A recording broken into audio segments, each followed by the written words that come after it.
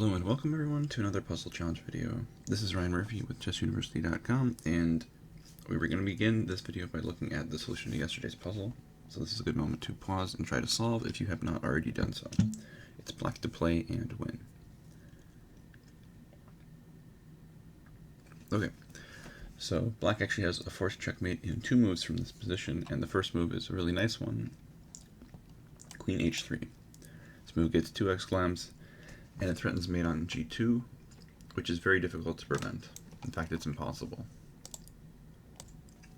Because queen takes g2 is the immediate threat, the only way to stop this would be to remove the queen, but pawn takes queen results in knight takes h3, which is just a different mating pattern. The bishop cuts the king, and the knight delivers the checkmate. There is no other defense. Taking the bishop is insufficient to stop the mate because the knight is also protecting the g2 square. And the same goes with taking the knight instead of the bishop. There's still mate on g2 because there's too many pieces protecting the queen when it goes to that square. So that's the mate. And if you got that, good job. Now we're going to move on to the next puzzle, or the new puzzle I should say. And it's this time going to be white to play and find the best move, which should result in equality. Everything else is basically big trouble for white, so this is a critical point in the game that this comes from. This was played in an online G45 tournament, and my student was actually playing the black side of this and ended up winning, but white missed an interesting way to try to definitely make the game complicated here and probably come out with a draw. So again, white to play and find the best move, which should lead to probably an equal position. Let's see how this game got to this point, though. Began as a Caro-Kann. We haven't analyzed too many of these on the channel. d5, e5, the advanced variation, bishop f5, knight f3. Usually after knight f3, white continues with bishop to e2 and castle.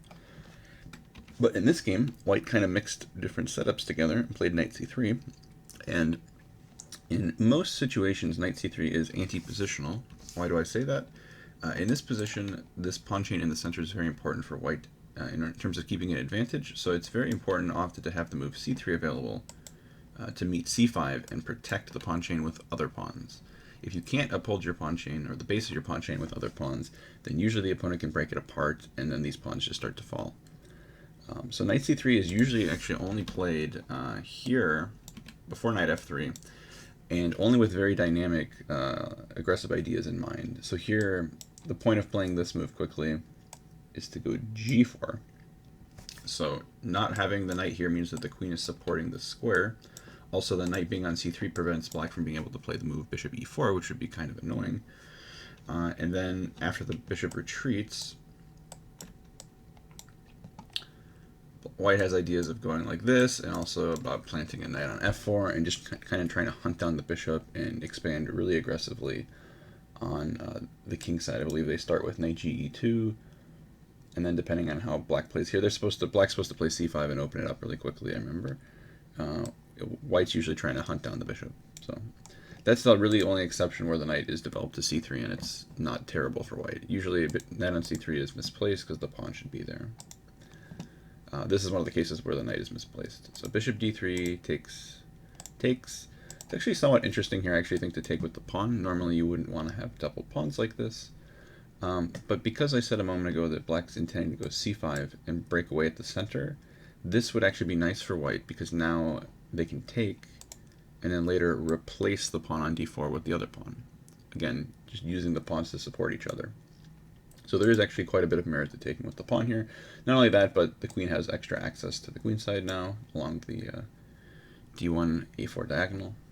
But queen takes d3 is, of course, the most natural looking move.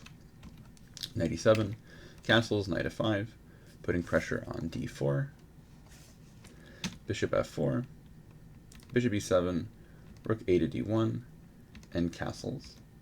A very tricky move here would have been g5, intending to play for the kingside attack, g4, h5, then the queen would go to c7, black would castle along and try to give checkmate on the kingside. But castles is pretty normal. Rook fe1. And here knight h4 was played, which isn't really that great of a move. because these trades don't really benefit black directly, and black needs to open up the position with f6 or c5. So yeah, here f6 is pretty hard to make work in this position. So the real break that black wants to go for is well, it actually is f6. Like, you'd like to play here, but the problem is, because this knight is protected only by this pawn, you got to watch out for like knight d5 tricks. And if you try to play c5 right away, then knight takes d5 tricks work straight away, because if takes, the knight's loose. So a nice thing here, which you can find through analysis, is b5, and the threat is to go b4 and then c5. So first you chase away the knight. Let's say white wastes time here. b4. Let's say takes. The knight moves to e2. Now c5 is a very playable and strong move, because there's no longer a knight takes d5. Okay, so anyway, knight h4, they trade a pair of knights, rook e3, c5 opening the position.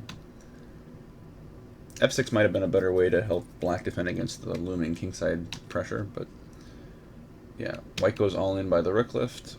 Queen takes d4, bishop g5, rook d3. Like I said, white's going all in. They're leaving their back rank totally open, but they're trying to swing both rooks into the attack. And now here, f6 was played, which was a big mistake, because after this trade on g5, the move knight takes d5 was possible, which would have won material, because if takes, and there's a fork here and here. And the only way to sort of try to defend both would be to go here. And there's a lot of moves that win here. You can pick your favorite. Rook f3, e6, pretty much everything. So knight takes d5 was a nice shot that was overlooked by white. Rook f4 instead. And in this position, we reach the critical moment where it's white to play and try to find a way to draw. So hopefully you guys can find it. It's more of an advanced puzzle, but some pretty cool lines to calculate here. So hopefully you guys will find it. Drop a comment on chessuniversity.com. You can find the link to the official post in the YouTube description if you're interested in that. And I'll see everyone tomorrow with the hardest puzzle of the week. Take care, guys.